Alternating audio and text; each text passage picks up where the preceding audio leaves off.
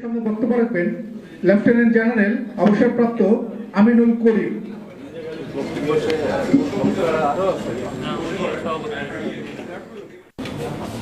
সাড়ে 12টার দিকে Indian TV থেকে বলা হলো জেনারেল শাকিল মারা গেছে। এই খবরটা আমরা জানলাম। আমি তো ন্যাশনাল ডিফেন্স কলেজের কমান্ডার ছিলাম, কিন্তু এটা কিন্তু আগের দিন ইন্ডিয়ান টিভিতে অলরেডি বলে দেওয়া হয়েছে জেনারেল শাকিল মারা গেছে। আমরা বিভিন্ন রকম খবর পাচ্ছিলাম, বাট আমি সেনাবাহিনীর প্রধান থেকে ডাইরেক্ট কথাটা শুনতে চেয়েছিলাম। উনি বললেন যে তুমি কি জানো যে জেনারেল শাকিল মারা গেছে কিনা। যাই হোক, তারপরে 25, 26, 27 শুক্রবার দিন 28 তারিখ 27 তারিখ হবে, উনি আমাদের ঢাকা এরিয়ার সমস্ত অফিসারকে ডাকলেন সেনা সদরের পিছনে আমাদের একটা বড় অডিটোরিয়াম আছে। এটা কিন্তু ইতিহাস আপনারা জেনে নেন, এই ইতিহাস আমরা কোথাও এখন পর্যন্ত পান নাই, আপনারা জানেন না। আমি একজন সাক্ষী, আপনার জীবিত আছি। একদম এটা উঁচু লেভেলের ইতিহাস, উঁচু স্তরের ইতিহাস। হাসান নাসির বা অনেকে অনেক কিছু বলে গেলেন প্র্যাকটিক্যাল লেভেলে। আমি এটা প্রধানমন্ত্রীর সাথে আমাদের তখন 1-to-1 কথাবার্তা হচ্ছে। তো জেনারেল মঈন আসলেন বিকাল ঠিক জুম্মান, আমি নামাজ পড়ে বাসায় আসছি, খেতে বসছি, তখন আমি খবরটা পেলাম সেনা প্রধান সকল অফিসারের সাথে কথা বলতে চান। ঢাকা এরিয়া, পুস্তকলা, গাজীপুর, সাভার ছাড়া সমস্ত এরিয়া অনেক অফিসার, প্রায় 1000-2000 অফিসার হবে তখন। এরকম 1000-1500 অফিসার হবে, ইয়াং অফিসার সব, major, captain, lieutenant colonel maximum. আমরা বসলাম, আমি সব সামনের সারিতে ছিলাম। জেনারেল মঈন আসলেন, রোস্ট্রামে দাঁড়ালেন, উনি বক্তৃতা দেওয়া শুরু করলেন। উনি যেমনই বলছেন আসসালামু আলাইকুম ভদ্র মহিলা ভদ্রমা, যেমনি কথা বলছেন অফিসার সব রা করে উঠল। কেউ চেয়ার ছুঁড়ে মারতেছে, কেউ কাঁদতেছে, কেউ মারতেছে, চিৎকার করতেছে, কথা বলতে দিবে না ওনাকে। ওনার কথা বলতেই দিল না। বলে আপনি কেন কথা বলবেন, আপনি তো আমাদের কিছু করেন নাই আমাদের জন্য, আমাদের অফিসারকে বাঁচাতে আপনারা আসেন নাই, আমার পোস্টকে তো আপনি বাঁচাতে আসেন নাই, আমার ইউনিট অফিসারকে তো বাঁচাতে আসেন নাই, আমার রুমমেটকে তো আপনি বাঁচাতে আসেন নাই, আমার মেটকে তো আপনি বাঁচাতে আসেন নাই, আমার ইউনিট অফিসারকে তো আপনি বাঁচাতে কিছু করেন নাই। আমার কিছু করার কোনো হয়তো বড় চেষ্টা করে, আমার কিছু করার ছিল না, এটা প্রধানমন্ত্রীর নির্দেশ ছিল। একদমই কথা শুনলাম।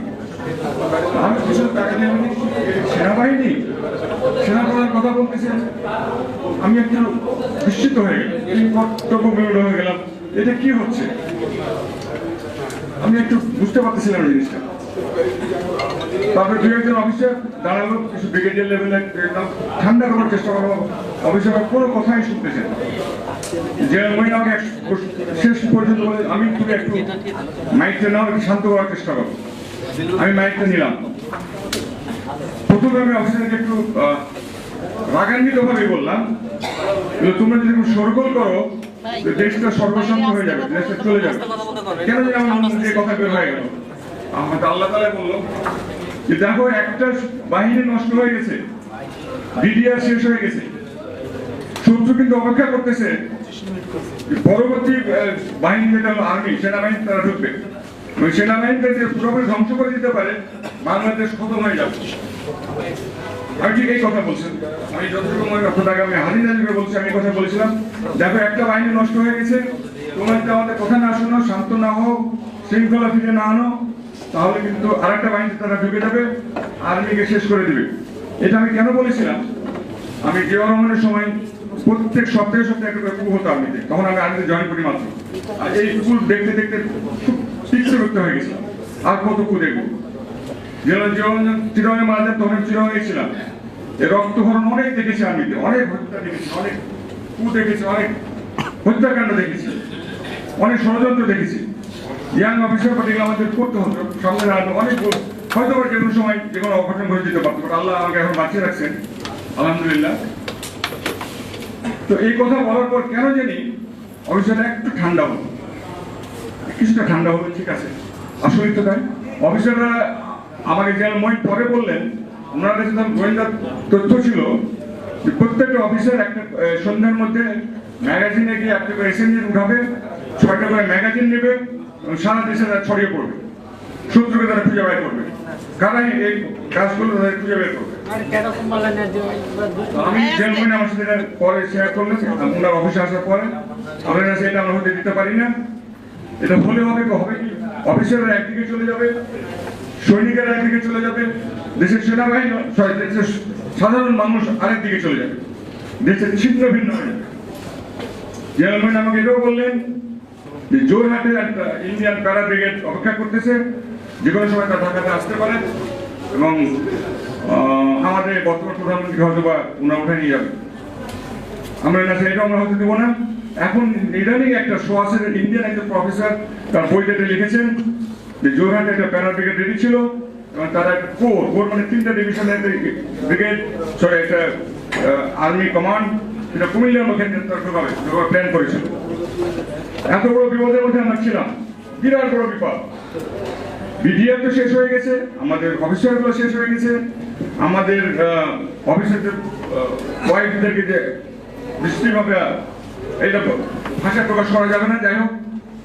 এবং আমাদেরকে বিট্রে করা হয়েছে, পলিটিক্যাল লিডার আমাদের বিট্রে করেছে। দুইজন নাম আজম এবং নানো, এই দুজন ছিলেন গ্রেটেস্ট ক্রিমিনাল। তারা কিন্তু সব জানতো, তাদেরকে সাজিয়ে পাঠানো হয়েছে বিডিআর এতে। আমি টিভিতে খেয়াল করতেছিলাম, আজম দেয়াল যখন হেঁটে যাচ্ছে আর ইয়েতে রুমালতে ঘাম মুছতেছেন, ঘামানোর তো কিছু নাই, উনি তো সব জানতেন, উনি তো খেলতেছেন, উনি নাটক করতেছেন।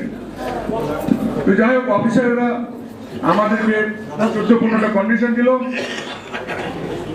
সেনাপ্রধানকে বললো যে আপনি প্রধানমন্ত্রীকে নিয়ে আসেন, প্রধানমন্ত্রী আমার সাথে কথা বলবে, ওনার সাথে কথা না বললে আমরা কোনো কথা শুনবো না। এবং আপনি একাই যাবেন না, আপনার সঙ্গে 3-4জন জেনারেলকে সঙ্গে করে নিয়ে যান। দাবি ছিল অনেকগুলো, প্রত্যেকটা ফ্যামিলিকে 1 কোটি করে টাকা দেওয়া হবে, একটা করে প্লট দেওয়া হবে, ন্যাশনাল লেভেলে ইনকোয়ারি হবে এবং তাদের যে বেরিয়াল যেটা হবে সেখানে রাষ্ট্রীয় মর্যাদা করা হবে। যে আমরা ইভেন বিমান বাহিনী বিমান ওখানে ফ্লাই করেছিলাম, সেভাবে আয়োজনগুলো করা হয়েছিল। যতগুলো পয়েন্ট দিয়েছিলাম, প্রায় 14-15টা পয়েন্ট দিয়েছিলাম, প্রত্যেকটা তখনকার প্রধানমন্ত্রী শেখ হাসিনা মেনে নিয়েছিলেন। শুধু টাকার কথা বললেন, 1 কোটির কথা যখন বললাম, আপনি কাঁদতেছেন।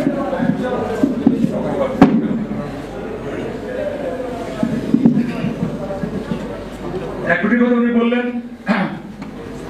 যে এত টাকা কোথায় পাবো, 58 জন ধরেন অফিসার, অনেকগুলো টাকা। আমি রাষ্ট্রের জন্য 1 কোটি করে, আমি একটু বোকা ছিলাম, কথাটা এভাবে বলতে হতো না। আমি ডাইরেক্ট বললাম 1 কোটি করে দিতে হবে আপনাকে। জেনারেল মুইন রোস্টাম থেকে নেমে আসলেন নিচে, এসে অফিসার ওনাকে ঘিরে ফেললেন। মেজর ক্যাপ্টেন মহিলা অফিসার ছিল, ওনারা তার ইউনিফর্ম খোলা শুরু করলেন, র্যাঙ্ক খোলা শুরু করলেন। আমি বলি না, এটা আমি যতই ক্ষতি হোক, আমি ভাবলাম যে এটা সেনাবাহিনী প্রধান, এই সেনাবাহিনীকে টিকিয়ে রাখতে হবে। সেনাবাহিনী শেষ হয়ে যায়, দেশটা শেষ হয়ে যাবে। আমি অফিসারকে বকাবকি করলাম, কিছু একটা মহিলা অফিসার আমাকে রেগে উঠে বললো যে স্যার কিছু তো করতে পারেন নাই, এখনকার কথা বলতেছেন। বলি ইয়ে স্যার, কিছু করতে পারি নাই, কিন্তু আর্মিদের তো ধ্বংস করতে পারো না। আমি জেনারেল মুইনের হাত ধরে ওখান থেকে বের করে নিয়ে আসলাম, তারা গোল করে গিয়ে দিয়েছিল এবং একজন র্যাঙ্ক তুলতেছিল, কয়েকজন তার ইউনিফর্ম তুলতেছিল। আমি স্যার বাইরে আসেন, এই ছাড়ো তোমরা। আমি বাইরে করে নিয়ে আসলাম, নিয়ে এসে আসার কথা বলতেছি আমি ডিজাইন করবো, আমাকে কাগজ দেবো, আমি এখন ডিজাইন করবো। আমি বলি স্যার আগুন তো জ্বালিয়েছেন, আগুন নিবান, তারপর ডিজাইন করবেন। ওনাকে নিয়ে এসে অফিসে বসালাম, মেশরদেরকে বললাম 1 গ্লাস ঠান্ডা পানি নিয়ে আসো, 1 কাপ গরম চা নিয়ে আসো। ওনাকে ঠান্ডা করলাম। আমি যে ঠান্ডা হচ্ছে, আমরা 8-10 জন জেনারেল আলাদাভাবে ওনার অফিসে একটা ছোট্ট কনফারেন্স রুম আছে, ওখানে আমরা বসলাম। বলছি সবাইকে নিয়ে কথা বলে লাভ নেই, আমরা ঠান্ডা আমাদের চিন্তা করি জিনিসটাকে। 8-10 জন আমরা ওখানে বসলাম। আমি জেনারেল মুইন বসে হেড টেবিল, আমি ওনার পাশে ছিলাম, যেটা পরবর্তী তখন লেফটেন্যান্ট আমি ওদের একাই ছিলাম ওই সময়, ওই মুহূর্তে। ওনার পরে আমার পাশে বসে আছি। এর মধ্যে প্রাইম মিনিস্টার অফিস থেকে ফোন আসলো, আমরা প্রাইম মিনিস্টার অফিসে কয়জন যাবো, তার নাম ছিলেন। জেনারেল মধ্যে যাবেন, তার সাথে 3-4জন অফিসার জেনারেল নিতে বলছেন। তো জেনারেল মধ্যে আমি বললেন যে আমি তুমি আমার সাথে চলো। আমি একটু ব্যস্ততা বোধ করতেছিলাম, বাট তখন তো আমি না করতে পারি না। ওটা একটা না করলে ওটা নিমখানা হবে। নিমক খেয়েছি আমি অনেকদিন, 30-40 বছর। এখন যদি আমি না যাই, সেটা হোক একটা কাওয়ার্ডিস হবে। তো স্যার আমি যাবো, ঠিক আছে। সঙ্গে জেনারেল বেলাল আসলেন, আর জেনারেল আমাদের ডাক্তার জেনারেল সার্জেন উনি আসলেন। জেনারেল আমরা 3 জন সঙ্গে গেলাম। আমি জেনারেল মঈন আমাকে বললেন যে আমি তোমার জিপ রেখে দাও, আমার সাথে আসো। আমি ওনার সাথে বসলাম। পথের মধ্যে আসরের আজান আসলো, পড়লো। আমরা দুজনে নামাজ পড়লাম উনার ইমামতিতে। উনি ইমামতি করলেন, আমার নামাজ পড়ে প্রাইম মিনিস্টার অফিসে গেলাম। এই পথে আমাকে উনি কথাগুলো বললেন যে অফিসাররা সন্ধ্যার মধ্যে প্রত্যেকটা অফিসে একটা এসএমজি নেবে, সরকারের এমজি ম্যাগাজিন নেবে এবং তারা সারা দেশে ছড়িয়ে পড়বে। আমি বলছি এটা আমরা হতে দিতে পারি না, আমরা সিনিয়র, দেশ শেষ হয়ে যাবে, দেশ আর বাংলাদেশ বলে বাংলাদেশ থাকবে না, এতটুকু আমি বুঝতে পেরেছিলাম। কেন জানি বুঝতে পেরেছিলাম। যাই হোক, তারপর আমরা গেলাম যমুনাতে, রমনা গ্রিনের উল্টো দিকে। ঢুকতে আমাদেরকে ডিজিএসএসএফ জেনারেল আবেদিন আমাদের রিসিভ করলো এবং উনি আমাকে প্ল্যান দেখালেন। ওখানে একটা আড়ার, আমাদের সেনাবাহিনীতে আড়ার থাকে, অ্যান্টি ট্যাঙ্ক ওয়েপেন বলে এটাকে, ট্যাঙ্কের বিরুদ্ধে কাজ করে, ওখানে আড়ার লাগিয়ে রাখছে। তাহলে এখানে আড়ার লাগাইছো কেন? এখানে তো ট্যাঙ্ক আসতে পারবে না, এটা তো ক্লোজ এরিয়া, এখানে তো বাগান বাড়ি ঘর, এখানে ট্যাঙ্ক মনে আছে, এটার ভয় দেখানো রাখছি আর কি। আমাকে ব্রিফ করলেন সিকিউরিটি কি করা হচ্ছে প্রাইম মিনিস্টারের জন্য। পিছন দিকে নিয়ে গেলেন, প্রাইম মিনিস্টারকে উনি কিভাবে ধানমন্ডিতে নিয়ে যাবেন তার ব্যবস্থা করা হয়েছে যদি কোনো কিছু অঘটন ঘটে। সিকিউরিটি ন্যাচারালি তাদের দায়িত্ব, এসএসএফের দায়িত্ব এটা। তারপরে আমরা গিয়ে বসলাম প্রায় প্রধানমন্ত্রীর অফিসে। তখন হবে আনুমানিক রাত 8টার মতো হবে বোধহয়। আমরা টানা 3 ঘন্টা আলাপ করলাম। জেনারেল মঈন বিধ্বস্ত, ওনার দিকে তাকানো যাচ্ছে না, মাথা নিচু করে আছেন, কথাই বলতে পারতেছেন না। তো দায়িত্বটা আমার হাতে পড়ে এসে পড়লো। ওইখানে জেনারেল মুবিন ছিলেন, উনি পিএসও এপি ছিলেন, ডিজিএনএসআই ছিলেন জেনারেল মুনির, ডিজিএফআই ছিলেন জেনারেল মোল্লা ফজলে আকবর, জেনারেল তারিক ছিলেন, আমি ছিলাম, জেনারেল বেলাল ছিলেন, আর জেনারেল আমাদের সার্জেন্ট জেনারেল উনি ছিলেন। আমি একটা একটা করে পয়েন্ট বলতে থাকলাম। প্রথমে আমাদের প্রধানমন্ত্রীকে বোকার মধ্যে কথাটা বলেছিলাম, প্রধানমন্ত্রী আপনি কেমন করে এই বিডিআর এর 6-7 জন কিলারকে, মার্ডারারকে আপনার অফিসে নিয়ে আসছিলেন? ওই যে ডিএডি যারা ছিল, বিপ্লব যারা করেছিল, মানে হত্যা জগের প্রধান ইয়ে ছিল যারা, এরপর তাদেরকে সেরাটন থেকে আপনি খাবার নিয়ে এসে খাওয়াইছেন। আমি আসলে বুঝি এই জিনিসটা, এটা তো খুব অফেন্সিভ ভাবে নিয়েছে তারা। বলে আরে এত বড় কথা, প্রধানমন্ত্রীকে চ্যালেঞ্জ করতেছে। আমি ম্যাডাম না, ওঠে না, কথা হলো আপনার নিচে তো ডিজি আছে, সেক্রেটারি আছে, মন্ত্রী আছে, এমপি আছে, সেনাপ্রধান আছে, বিমান বাহিনী প্রধান আছে, তারা কি করতেছে? আগে তারা করুক, তারপরে আপনার কাছে আসবে। এবং তাদের সব বেল্ট খোলা, তাই আমরা অ্যারেস্ট। এই অবস্থায় আপনার অফিসে কিভাবে তারা আসলো এবং সেনাপ্রধান থেকে কিভাবে খাওয়ালেন? আমি এই কথাটা বোকার মতো ডাইরেক্টলি বলছিলাম, হয়তো বলাটা ভুল ছিল, আমার ল্যাঙ্গুয়েজের টোনটা বোধহয় ভুল ছিল। যাই হোক, তখন ছিল না, যা বলার বলেছি। যাই হোক, হতে পারি, বাট আমার কাছে সর্বাধিক চিন্তা লেগেছিল সেনাবাহিনী থেকে বাঁচাতে হবে, দেশটাকে বাঁচাতে হবে। এই কথা সবসময় চিন্তা করতেছিল। সেনাবাহিনী থেকে বাঁচাতে হবে, বিডিএ তো শেষ হয়ে গেছে, এবং দেশটাকে, সেনাবাহিনীকে আমরা বলি সেন্টার অফ গ্র্যাভিটি। আমরা মিলিটারি না, কোন দেশে যদি সেন্টার অফ গ্র্যাভিটি নষ্ট হয়ে যায়, ওই দেশটা টিকে না। সেনাবাহিনী নষ্ট হয়ে যায়। জেনারেল দর্শন ছিল, সেনাবাহিনীর টার্গেট ছিল ইন্ডিয়ার সব সময় সেনাবাহিনী ধ্বংস করতে পারে, আমি বাংলাদেশকে পর্যদস্ত করে দেওয়া। সব পয়েন্ট বলতে বলতে বলতে আমাদের রাত 12টা 1টা পর্যন্ত বেজে গেল। এর মধ্যে মোস্ট প্রবাবলি প্রণব বাবুর একটা ফোন আসলো। আমি বুঝতে পারলাম ফোনটা আমাদের সামনে না, ওই পাশের রুমে গিয়ে অ্যাটেন্ড করলেন, করে এসে আবার এসে বললেন যে আমাদের বর্ডার অ্যান্ড সিকিউর, বর্ডারে কোনো সমস্যা হবে না। আমি এটা আশ্বস্ত পেয়েছি, কিন্তু কে ফোন করেছে ওটা বলেন নাই। আমার ধারণা ফোনটা প্রণব বাবু থেকে আসছিল, এটা আমার ধারণা। আমার ধারণা ভুল হওয়ার কথা না মনে হয়। তারপরে কথা হলো যে আপনাকে যেতে হবে, অফিসারদেরকে অ্যাড্রেস করতে হবে, এবং আপনার আশ্বস্ত পেলে আমরা অফিসাররা বলে দিচ্ছে প্রধানমন্ত্রী এসে কথা না বললে আমরা এই ডেড বডিগুলোকে ইয়ে করতে দিব না, ব্যারিয়াল করতে দিব না, দাফন করতে দিব না। এটা অফিসারদের কন্ডিশন ছিল, পূর্ব শর্ত ছিল। আমাদের বিরাট ব্যাপার, ডেড বডিগুলো 60টা ডেড বডি সিএমএইচে পড়ে আছে, এটা সহ্য করা যাচ্ছে না। তারপরে আপনাকে যেতে হবে। বলেন যে স্যার ম্যাডাম আপনি আজকে চলেন না কালকে চলেন। আমি রাতে নেওয়া যাবে না, আমরা 2টা প্রেসিডেন্টকে মেনে ফেলেছি, এই বদনাম আমাদের সেনাবাহিনী রয়ে গেছে। প্রধানমন্ত্রীকে আমরা এমন মনে হয় যে প্রধানমন্ত্রী আর একটা ক্ষতি হয়ে যাবে, এই বদনাম আমরা নিতে চাই না। কাজে আমরা পরের দিন সকালবেলায় সেনাকুঞ্জে নেব, ওপেন স্পেসে নেব, যেটা ক্ষতি কম হতে পারে, রিস্ক কম থাকতে পারে, সিকিউরিটি দিতে হবে তাকে। এটা একজন সৈনিক হিসেবে আমি সেভাবে চিন্তা করেছিলাম। গাজী বলেন তো একটা জিনিস সত্যি, ওই মহিলার বুকের সাহস অনেক ছিল, অনেক সাহস ছিল, সাহস দেখাচ্ছেন যথেষ্ট। বলে আমি যাব, আমি অফিসের সাথে কথা বলবো। উনি রাত্রে আবার ক্যাবিনেট মিটিং করলেন, ক্যাবিনেটের সিদ্ধান্ত হলো, মন্ত্রীরা তাকে বললেন যে আপনি যাবেন না। শেখ হাসিনা বললেন না আমি যাবো। উনার ক্যাবিনেটের সিদ্ধান্ত উপেক্ষা করে উনি আমাদের সেনাকুঞ্জে এসেছিলেন। পরের দিন আমরা আবার গেলাম, অফিসাররা বলে আবার আপনারা যান, আমরা আবার গেলাম, আবার 2 ঘন্টা আলাপ করলাম এই সমস্ত পয়েন্ট নিয়ে। উনি ইনকোয়ারি অর্ডার দিয়ে দিলেন, ইনকোয়ারি ন্যাশনাল লেভেলে ইনকোয়ারি হবে, টাকা পয়সা সমস্ত মোটামুটি সব ইয়ে করে দিলেন। 1 কোটি করে টাকা দেওয়া হয়নি আপনাদের, না? 10 লাখ টাকা দেওয়া হয়েছে, 5 লাখ আর মিঠাই 5 লাখ, হ্যাঁ, আর প্রধানমন্ত্রী তহবিল থেকে 5 লাখ কথা ঠিক আছে। আমি জানি পরে শুনেছি, আমি অবশ্য তার কিছুদিন পরে বিদেশ চলে গেছিলাম, কাজে আমি ফলো আপ করতে পারিনি। যাই হোক, আমরা আসলাম পরের দিন 1 তারিখে 1 মার্চ প্রধানমন্ত্রী আসেন সেনাকুঞ্জে। 1000-1500 কমান্ডো কোয়ালিফাইড অফিসার, প্রত্যেকটা অফিসার কমান্ডো করা, উত্তেজিত অফিসার, রক্ত টকবক করতেছে। আমরা তো জেনারেল হয়ে গেছে, একটু আমাদের রক্ত টকবক কমে গেছে।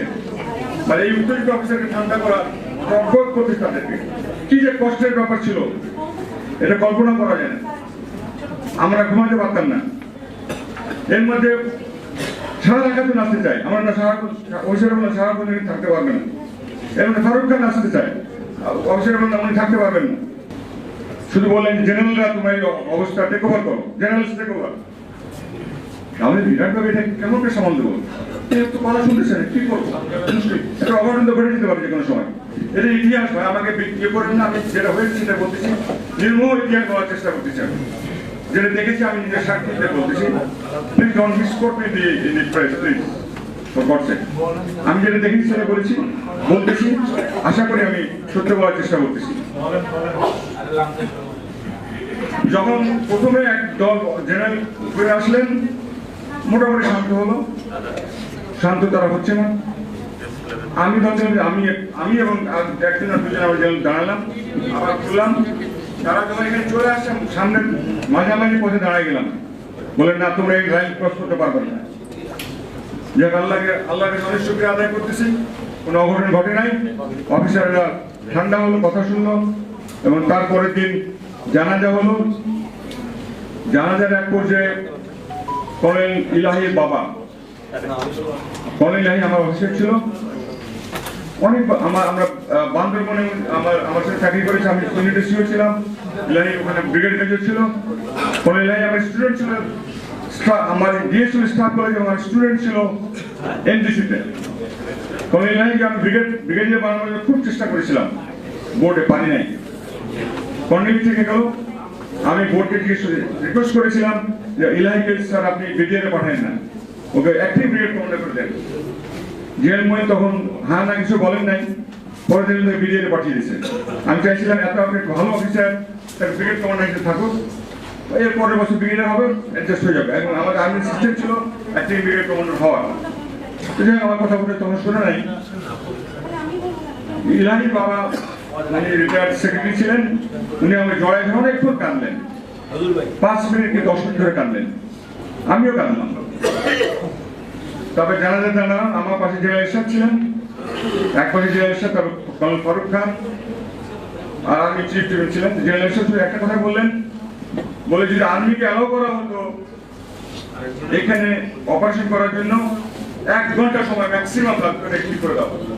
জেনারেল ইরশাদ বলতেছিলেন, প্রাক্তন সেনাবাহিনী প্রধান জেনারেল ইরশাদ বলেছেন, আমার পাশে জানা যেতাম, উনি আমার পাশেই ছিলেন। আমি বলি হ্যাঁ স্যার আপনি ঠিকই বলেছেন, একদম সত্যি করে বলছেন। কর্নেল ফারুক খানের কথাটা শুনেছিলেন, এই কথাটা বোধ হয় আসল জায়গার মধ্যে পৌঁছে গেছিল, আমি জেনারেল ইরশাদকে সাপোর্ট করেছিলাম।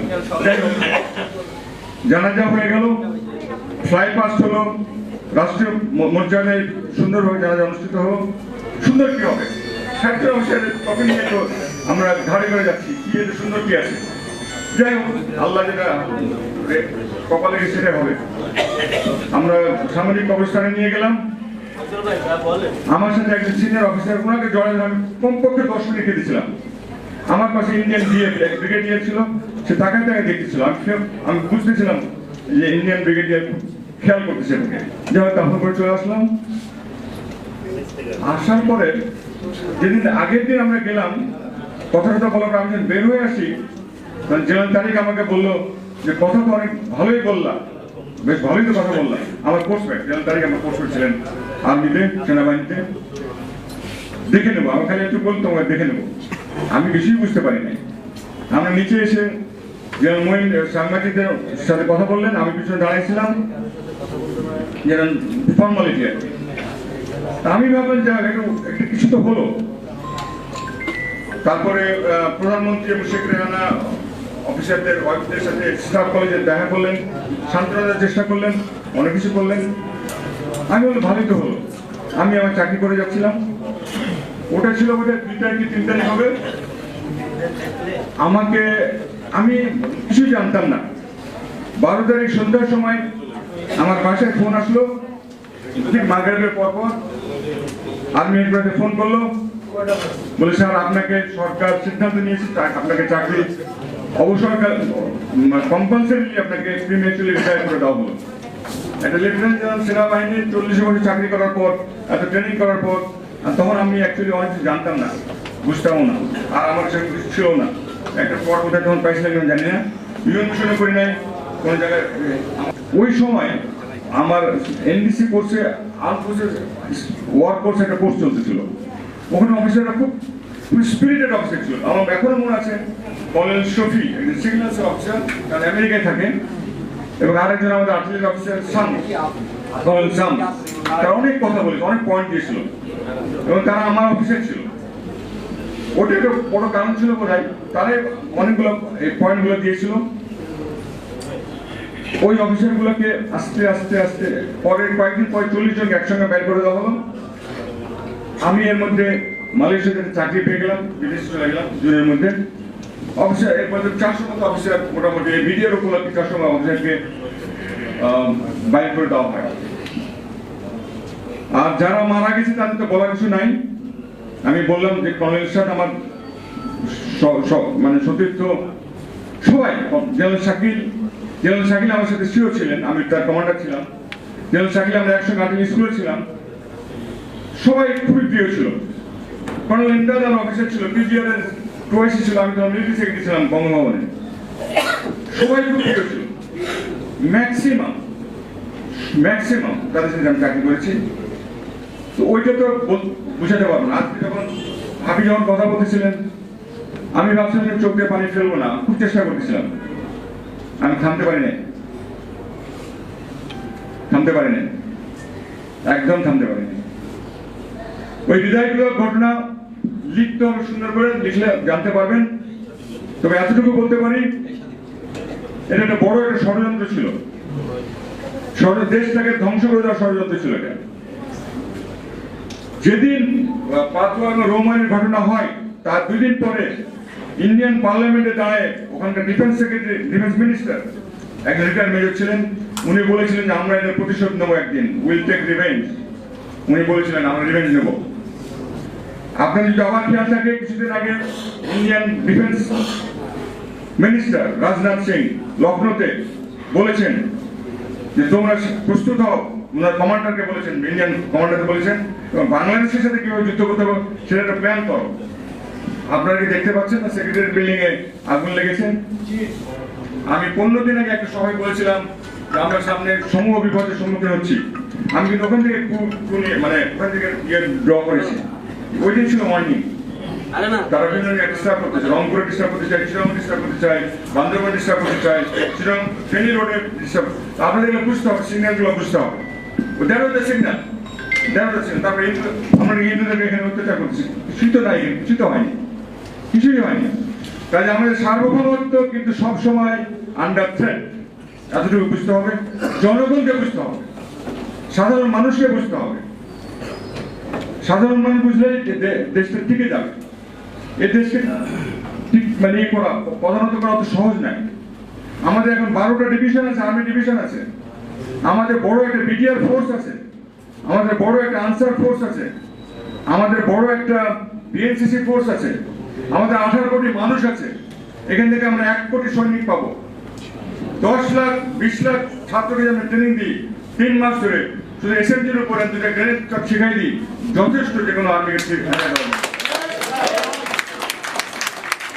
10 লাখ এই অ্যাবল বডি আমাদের ছাত্র ছাত্রীদেরকে 3 মাস ধরে ট্রেনিং দিই আর্মি থেকে আমরা, এবং প্রত্যেকে একটা এসএমজি দেবো, 6টা করে ম্যাগাজিন দেবো, এবং 2টা করে গ্রেনেড ধরা দেবো।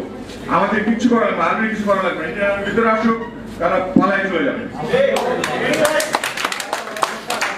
আমরা লিডারশিপ দেব, আমরা আপনাদের ডিরেকশন দেব, আপনাদের প্রশিক্ষণ দেব, আপনাদের সরবরাহ দেব, আপনাদের গান দেব, আপনাদের ম্যাগাজিন দেবো। এই সেই সব ক্ষমতা আমাদের রয়েছে। এই যে ভয় পাওয়ার কিছু নাই, নতজানু পরশুদিন দিয়ে আমরা চলবে না, চলবে না, নো ওয়ে, সরি।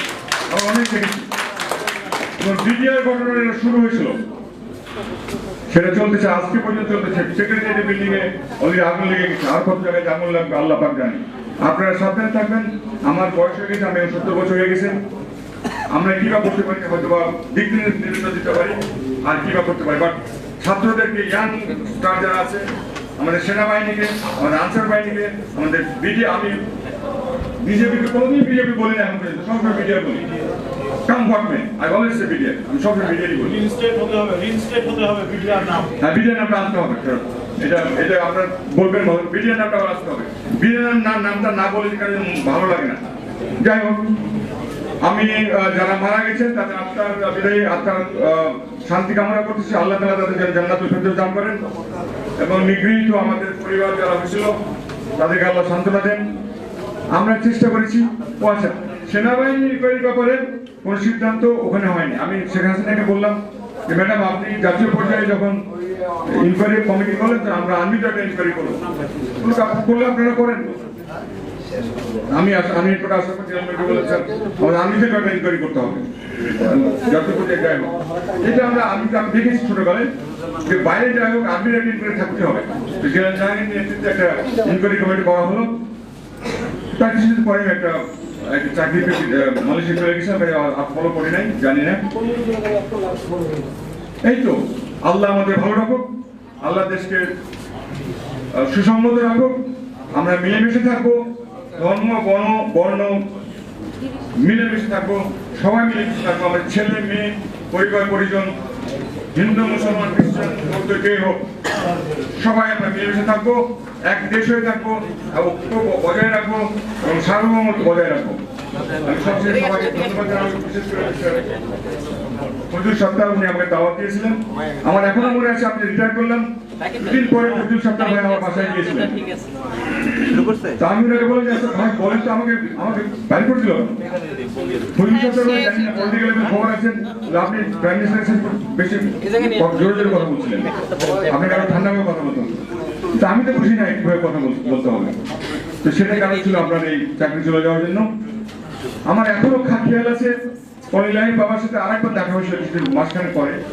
উনি আমার জড়াজড়ি করছিলেন যে বাবা, আমার ছেলেকে তো মারা গেছে, কিন্তু আপনি এত তর্ক করতে গেলেন কেন, আমার চাকরিটা কেন খোয়ালেন? উনি এই কথাটা অনেকই গল্পটা করেছেন, আমাকে বললেন যে আপনি কেন এত তর্ক করতে গেলেন, আপনার চাকরিটা খোয়ালেন। আমি জেনারেল হয়েছি, বাট এলাহি কথা আমি বলতে পারি না, এলাহি খুব প্রিয় অফিসার ছিল।